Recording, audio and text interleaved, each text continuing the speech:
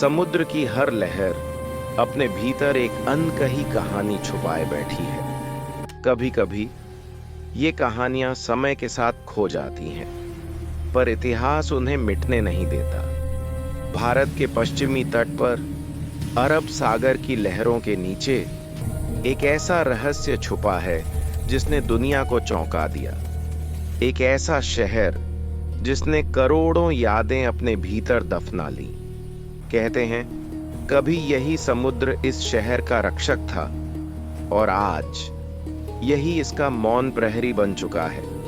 मानचित्रों के पन्नों पर पश्चिमी भारत के तट पर बार बार एक नाम उभरता है, वही स्थान जहां एक सभ्यता ने नया जीवन शुरू किया और फिर उस धरती पर पहला कदम पड़ा जिसने इतिहास बदल कर रख दिया।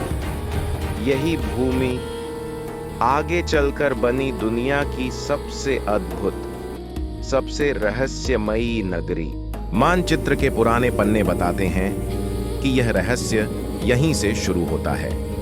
पश्चिमी भारत की दिशा में नजर डालो, इतिहास हमेशा एक ही जगह इशारा करता है। अरब सागर के किनारे मानचित्र पर चमकता हुआ एक नाम उभरता है, द्वारका।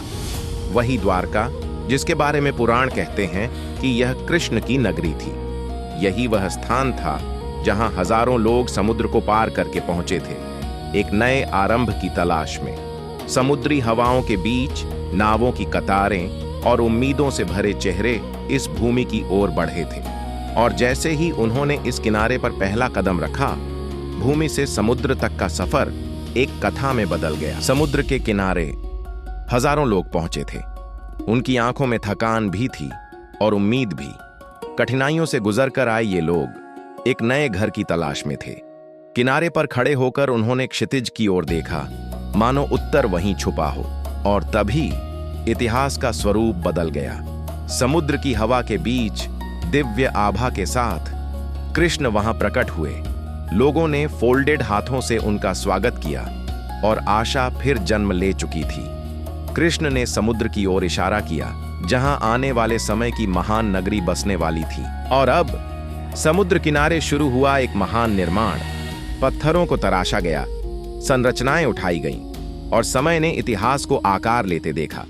कुशल कारीगर, पुरोहित और यदुवंश के लोग सब मिलकर अपनी नई नगरी बना रहे थे। पहले द्वार बने, फिर दीवारें, फिर मंदिरों के सुनहरे स्तंभ उठ खड़े हुए। आधे बने शहर की हवा में उम्मीद और उत्साह गूंज रहा था। कृष्ण दूर खड़े, शांत मुस्कान के साथ पूरे निर्माण को देख रहे थे।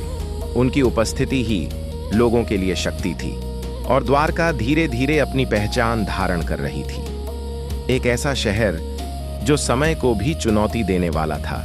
और फिर वह क्षण आया जिसका इंतजार था। समुद्र के किनारे एक सुनहरा शहर खड़ा था, द्वारका। ऊंचे ऊंचे द्वार, विशाल मंदिर, चौड़ी सड़कों और चमकते महलों से सजी नगरी। हर गली में रोशनी थी, हर चेहरे पर मुस्कान, हर तरफ उत्सव का माहौल। यह वह जीवन था जिसके लिए यदुवंश ने संघर्ष किया था। बच्चों की हंसी, संगीत की धुनें और शांति की अनुभूति। द्वारका सचमुच स्वर्ग जैसी प्रतीत हो रही थी। कृष्ण इस दिव्य नगरी के बीच चलते थे जैसे स्वयं समय उनके चरणों में झुक गया हो, और रात के समय सोने जैसी चमकती द्वारका समुद्र के प्रतिबिंब में जगमगाती थी। लेकिन हर कहानी में एक मोड़ आता है। द्वारका में भी कलह ने धीरे धीरे जड़ें जमानी शुरू कर दी। जहां कभी प्रेम और भाईचारा था, वहां अब वाद विवाद और क्रोध ने जगह ले ली। यदुवंश के योद्धा, रिश्तेदार, मित्र सब एक दूसरे के सामने खड़े हो गए। सड़कें जो कभी उत्सव से गूंजती थीं, आज तनाव और डर से भर गईं। समुद्र के ऊपर काले बादल छा गए, जैसे प्रकृति भी आने वाले अंत को जान गई हो। और फिर द्वारका में विनाश की शुरुआत हुई। कृष्ण तट पर खड़े मौन रहे। वह जानते थे यह अंत अवश्यम भावी था। और फिर वह पल आ पहुंचा जिसे किसी ने नहीं सोचा था। समुद्र की लहरें जो कभी द्वारका की दोस्त थीं, आज उसी के विरुद्ध उठ खड़ी हुईं। धरती कांपी, दीवारें टूटीं और लहरों ने नगरी की ओर अपना प्रकोप बढ़ाना शुरू किया। लोग भागे, बच्चे रोए और द्वारका का स्वर्ण वैभव पल भर में बिखरने लगा। मंदिर और महल, जो कभी गर्व से खड़े थे, अब पानी के बढ़ते स्तर में डूबते जा रहे थे। ऊंचे ज्वारों के बीच पूरा शहर अपनी अंतिम सांसें ले रहा था। कुछ क्षण बाद केवल मंदिर का शिखर ही जल के ऊपर दिखाई दे रहा था। फिर वह भी अदृश्य हो गया। द्वारका, जो कभी स्वर्ग जैसी दिखती थी, अब समुद्र की गहराइयों में शांत होकर सो गई। सदियों बाद लहरों के नीचे सोई द्वारका को जगाने का समय आया।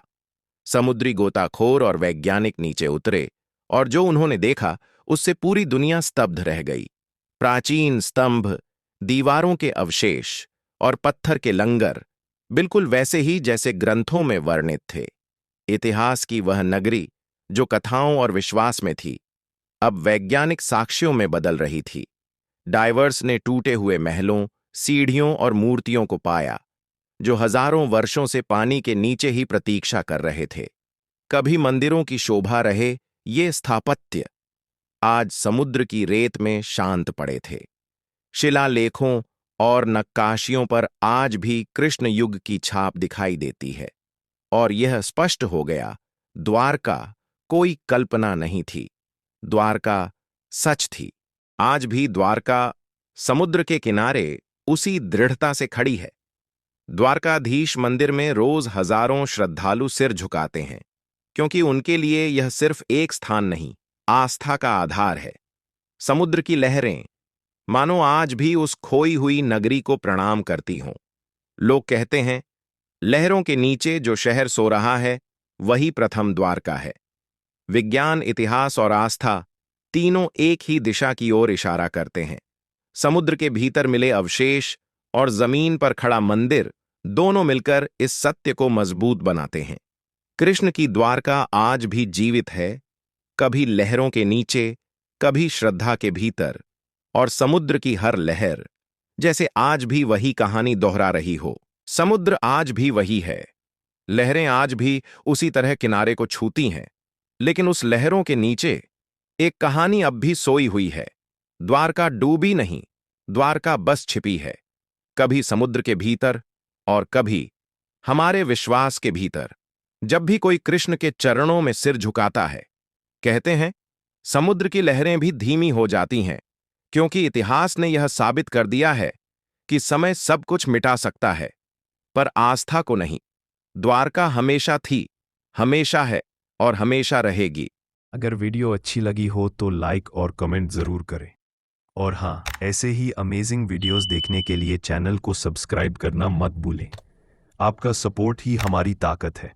अगली वीडियो में फिर मिलते हैं। बाय।